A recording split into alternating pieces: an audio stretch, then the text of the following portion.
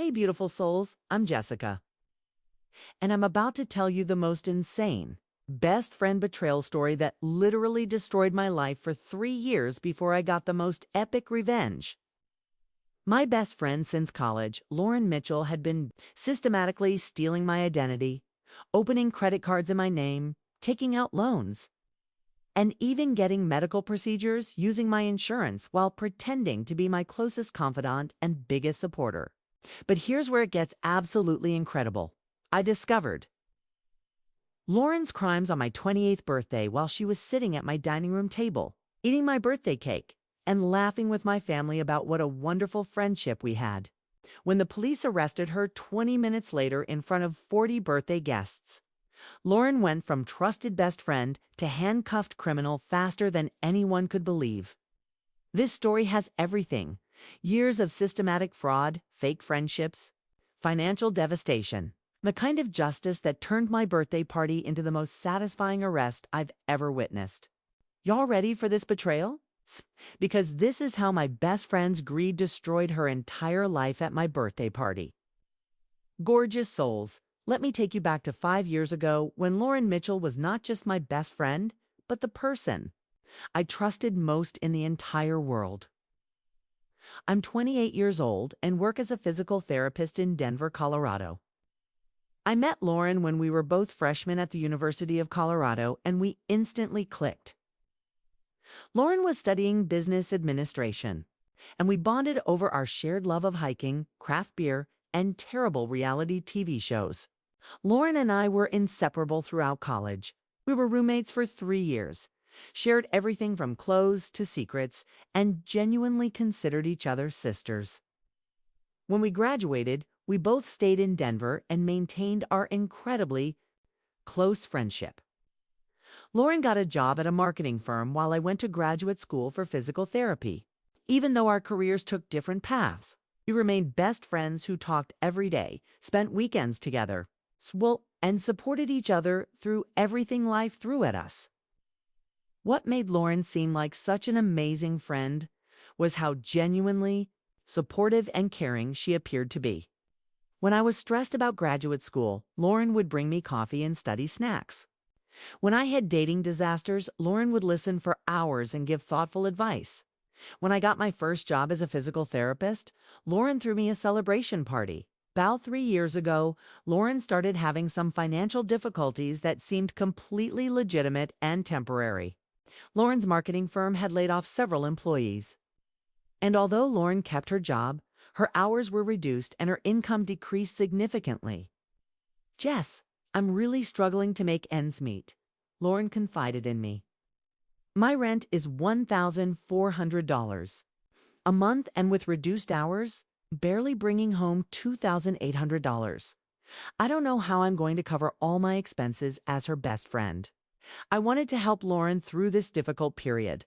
I started covering dinner bills when we went out, paying for activities we did together, and even lending Lauren money when she was short on rent or utilities. "You're such an amazing friend," Lauren would tell me.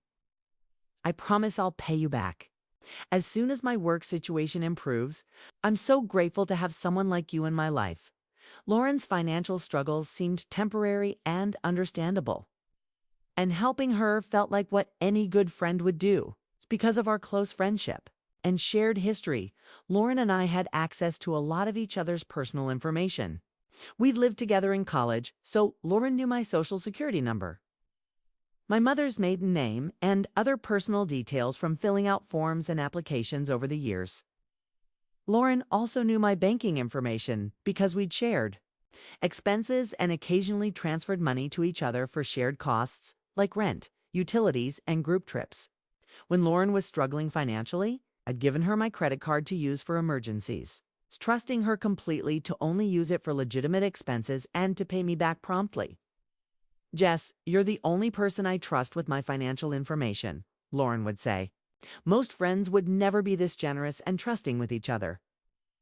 Lauren also had keys to my apartment and often stayed over when she was having problems with her roommate or just wanted to spend time together. I trusted Lauren with everything: my spare apartment, key, my personal information, and access to my financial accounts when necessary. About 2 years ago, Lauren's financial situation seemed to improve dramatically and suddenly. Great news, Jess, Lauren announced. I got a huge promotion at work with a significant salary increase. I can finally start paying you back and treating you for all the times you've helped me out. Lauren suddenly started living a much more expensive lifestyle. She moved to a luxury apartment downtown, bought a new car, and started wearing designer clothes and accessories. This promotion has been life-changing, Lauren would tell me. I'm finally making the kind of money I deserve. And I want to share my success with my best friend. Lauren began insisting on paying for expensive dinners, weekend trips, and activities that seemed well beyond what I thought a marketing coordinator should be able to afford. When I'd express concern about Lauren spending so much money, she'd laugh it off. Jess, I'm making great money now, and I want to spoil my best friend who supported me when times were tough. Lauren's sudden wealth seemed legitimate because she'd gotten a promotion, and I was happy that my friend's hard work was finally paying off. Looking back, there were several red flags about Lauren's behavior that I dismissed at the time because I trusted her completely. Lauren had become very interested in my personal mail, often offering to bring in packages or sort through mail. When she was at my apartment, "I'll grab your mail while I'm here," Lauren would say casually. "I know how busy you are with work. Kay, I don't mind helping out." Lauren also started asking detailed questions about my financial situation, claiming she was trying to help me budget better and plan for my future. "Jess, you're so bad with money management," Lauren would tease. "Let me help you figure out a better savings plan. What are your monthly expenses? How much do you have in savings?" Lauren had also become secretive about her own finances, deflecting questions about her job or income with vague responses. When I'd ask specific questions about her promotion or salary, Lauren would say things like, "Oh, I don't like talking about money. Let's just say I'm doing well and leave it at that." Most concerning, Lauren had started receiving mail and packages at my apartment, claiming her new building had unreliable mail service. "My building's mailroom is a disaster," Lauren explained. "Would it be okay if I had some important things delivered to your place until they fix the system?" I agreed because Lauren was my best friend, and helping each other with practical issues seemed normal. About 18 months ago, I started receiving occasional credit monitoring alerts about new accounts or credit inquiries associated with my Social Security number. The alerts were infrequent and seemed like they could be legitimate at credit. Card pre-approval inquiry, a new utility account setup, or routine credit monitoring activities.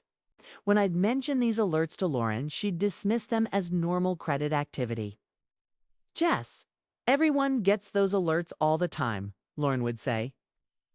"Credit monitoring companies send notifications for everything these days. Bless you. See actual fraudulent charges."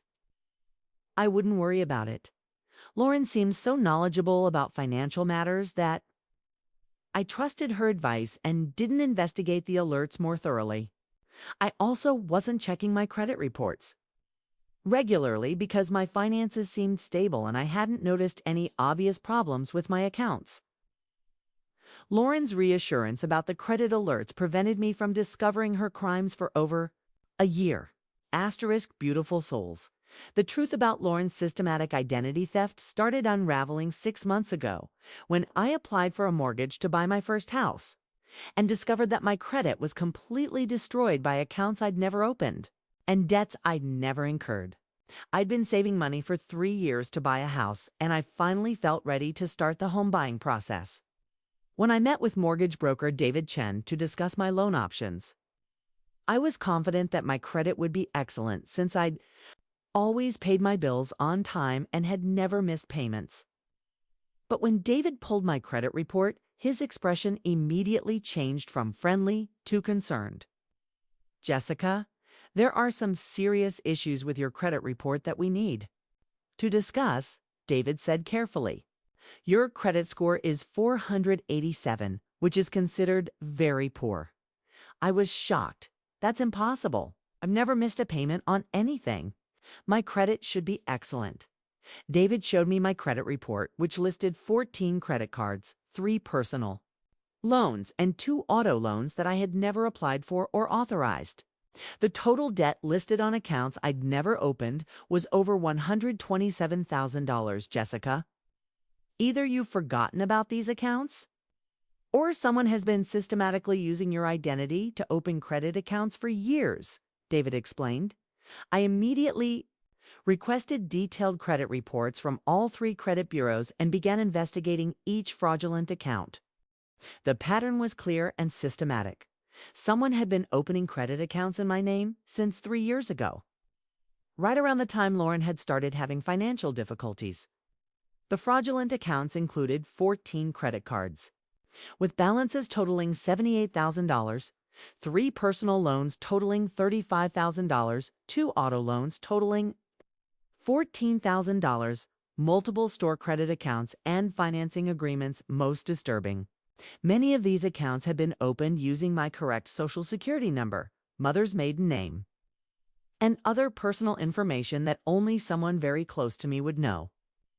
The billing addresses for several accounts were Lauren's apartment, while others were sent to my address but had clearly been intercepted before I could see them. As I investigated further, I discovered that the identity theft extended beyond financial accounts to medical fraud. Lauren had been using my health insurance to receive medical care, prescription medications, and even elective procedures.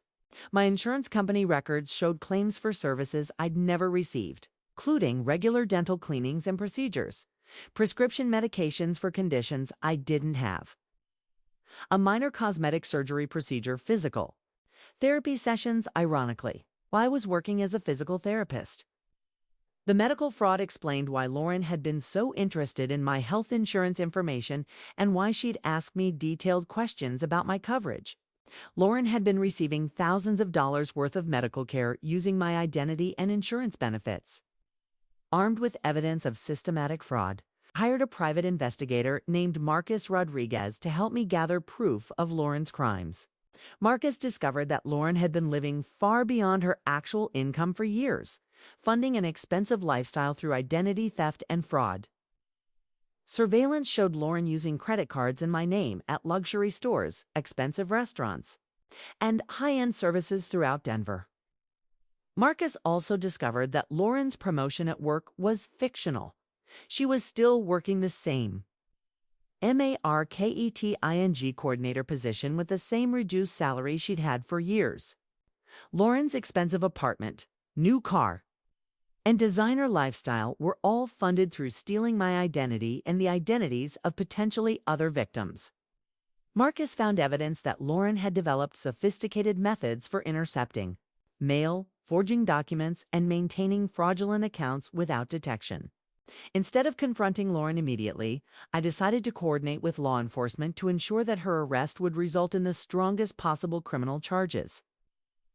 I contacted Detective Sarah Williams with the Denver Police Department's Financial Crimes Unit and provided comprehensive evidence of Lauren's identity theft. Detective Williams was impressed by the scope and organization of Lauren's crimes.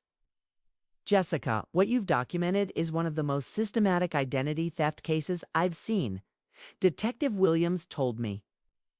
Lauren has committed multiple felonies that could result in significant prison time. Detective Williams helped me plan a strategy to gather additional evidence and coordinate Lauren's arrest in a way that would prevent her from destroying evidence or fleeing.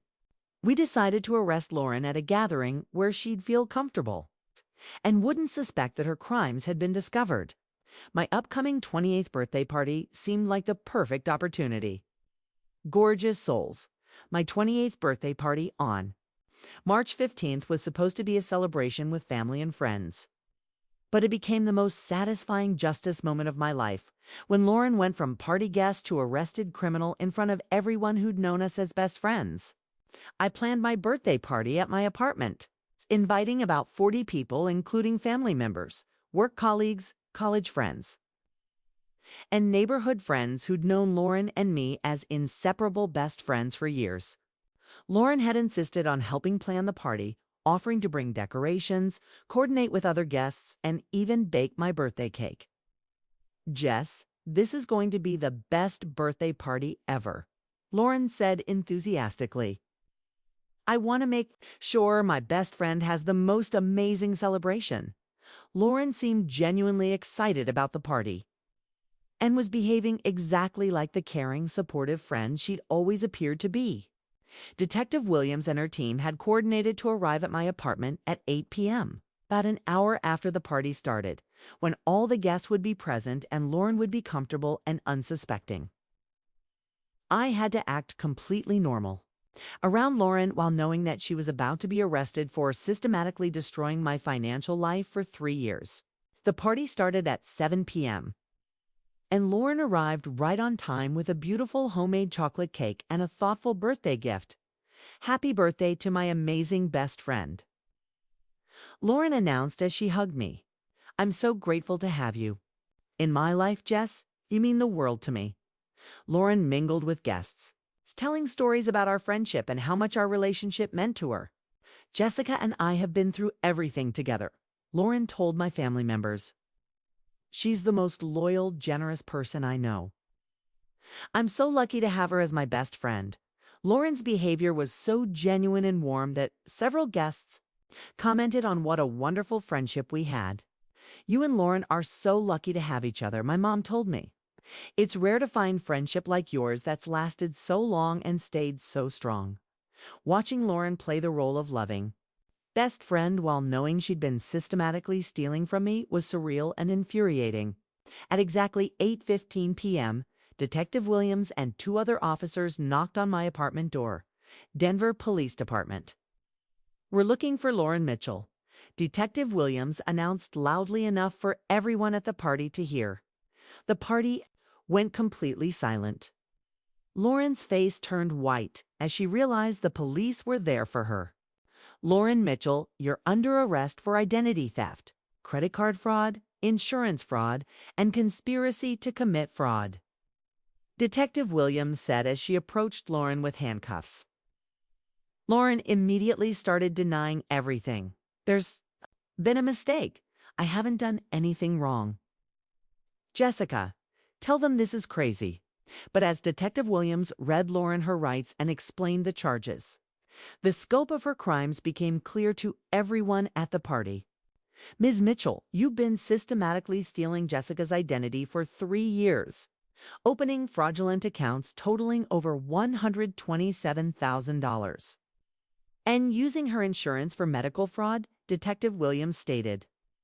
The reaction from my birthday party guests was a mixture of shock, outrage, and disbelief.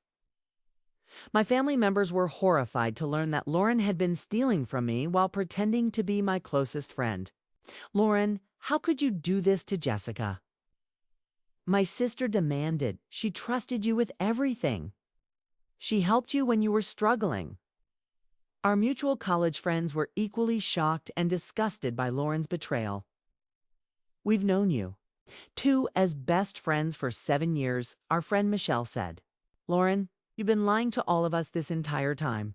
Lauren's attempts to maintain her innocence fell apart as Detective Williams continued, explaining the evidence against her. We have surveillance footage of you using credit cards in Jessica's name, forged documents with your handwriting, and medical records showing you used her insurance for your own care, Detective Williams told Lauren. Asterisk, as the reality of her situation became clear, Lauren finally broke down and started confessing to her crimes. I never meant for it to go this far, Lauren sobbed. I was just desperate when I lost my hours at work. I only meant to borrow a little money and pay it back quickly. Borrow, I said incredulously. Lauren, you stole over $127,000 from me. You destroyed my credit and used my insurance for years. That's not borrowing. That's systematic fraud. Lauren continued, trying to justify her crimes. Jessica, you were doing so well financially, and I was struggling so much. I thought you wouldn't notice a few small purchases here and there. A few small purchases? Detective Williams interjected. Ms. Mitchell, you opened 14 credit cards and took out multiple loans in Jessica's name.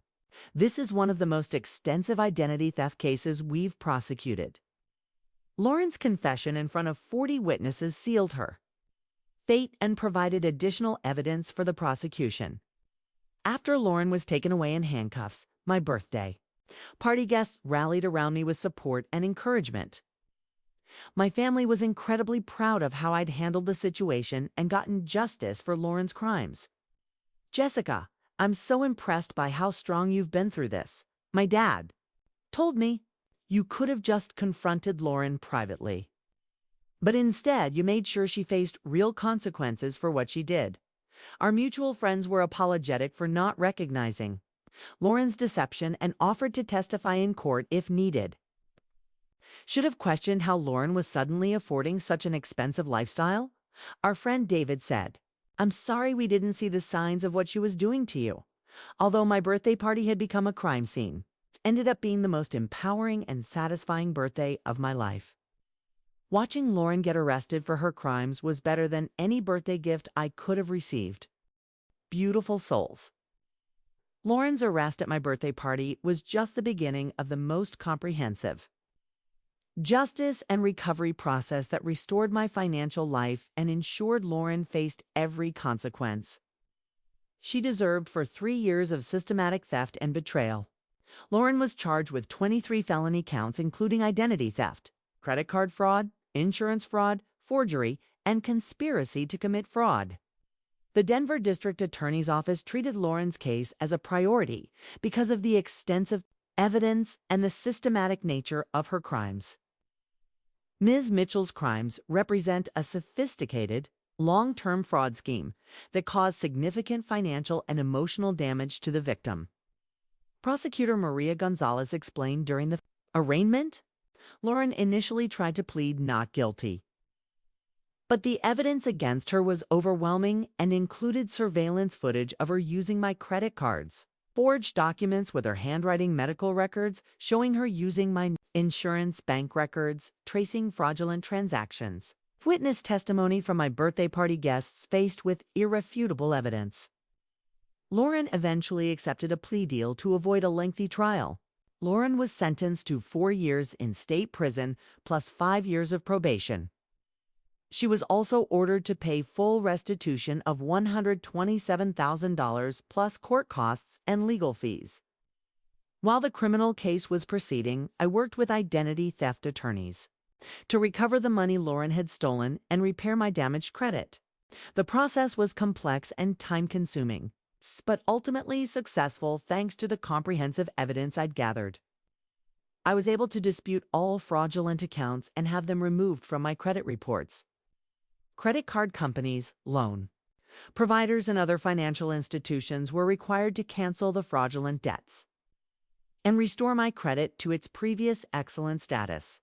My health insurance company investigated the medical fraud and recovered thousands of dollars in fraudulent claims from Lauren. Within 8 months, my credit score had been restored to over 750, and I was able to qualify for the mortgage I'd originally sought. Lauren's case prompted investigations at multiple financial institutions about their identity verification procedures and fraud prevention measures. Several banks and credit card companies faced regulatory scrutiny for failing to properly verify identity when Lauren opened accounts in my name. The investigations revealed that Lauren had used sophisticated techniques to bypass security measures, including social engineering and document forgery. Financial institutions were required to implement stronger verification procedures and compensate victims of identity theft more quickly.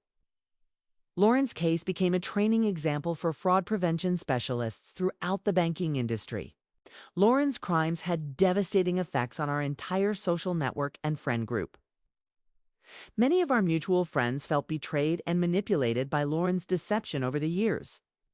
I keep thinking about all the times Lauren seemed so caring and supportive, our friend Sarah said. Knowing that she was stealing from you the entire time makes me question everything about our friendship with her. Several friends revealed that they'd also lent Lauren money or helped her financially, not knowing that she was funding her lifestyle through identity theft. Lauren's parents and family members were mortified by her crimes and offered to help with restitution payments. The friend group that had centered around Lauren and me for years was permanently fractured by her betrayal. Although Lauren's identity theft caused significant financial and emotional damage, the experience ultimately led to positive changes in my life. I became an advocate for identity theft victims and began speaking at financial literacy workshops about fraud prevention. My experience taught me valuable lessons about trust, financial security, and the importance of regularly monitoring credit and financial accounts. I also learned that even the closest relationships can hide dangerous deception, and that protecting yourself financially is always necessary. The strength I developed while fighting Lauren's crimes gave me confidence to pursue other goals, including starting my own physical therapy practice. Lauren is currently serving her prison sentence and has lost everything she built through years of fraud and deception. Her expensive apartment, car, and possessions were all repossessed to help pay restitution to her victims.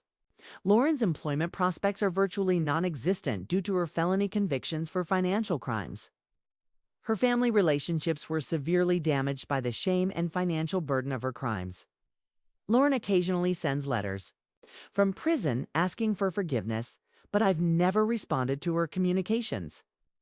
The woman who was once my closest friend and confidant is now a convicted felon who destroyed her entire life for money that was never really hers. I learned that some people will systematically destroy the lives of those closest to them for personal gain, and that the people who seem most trustworthy can be the most dangerous. Lauren thought she could steal my identity and ruin my financial life while maintaining our friendship and fooling everyone around us. Instead, her greed led to her imprisonment and the destruction of every relationship she claimed to value. That's how you handle someone who steals your identity, y'all. You document everything, work with law enforcement, and make sure they face every legal consequence available. Sometimes the best revenge comes from simply ensuring that criminals face justice for their crimes. And gorgeous souls, if this story resonated with you, if you've dealt with identity theft or financial betrayal in your own life, I want you to know that recovery is possible and justice can be achieved. Monitor your credit regularly. Trust your instincts when something seems wrong. And never hesitate to investigate suspicious financial activity. If you want to hear more stories like this, more tales of financial fraud, best friend betrayals, and ultimate justice, make sure you hit that subscribe button and ring the notification bell. I post new revenge stories every week, and trust me, y'all are not ready for some of the friendship drama I have coming up. Your support means everything to me, beautiful souls. Every like, every comment, every share helps me reach more people who need to hear these stories. Because sometimes, knowing that someone else fought back against financial fraud and won is exactly the inspiration we need to protect ourselves. So smash that subscribe button. Leave me a comment telling me about your own experiences with identity theft or financial betrayal, and let's build a community of people who refuse to be victims of fraud. I'll see you gorgeous souls in the next story. And remember, trust but verify. Protect your personal information and never ignore red flags just because they come from someone you love.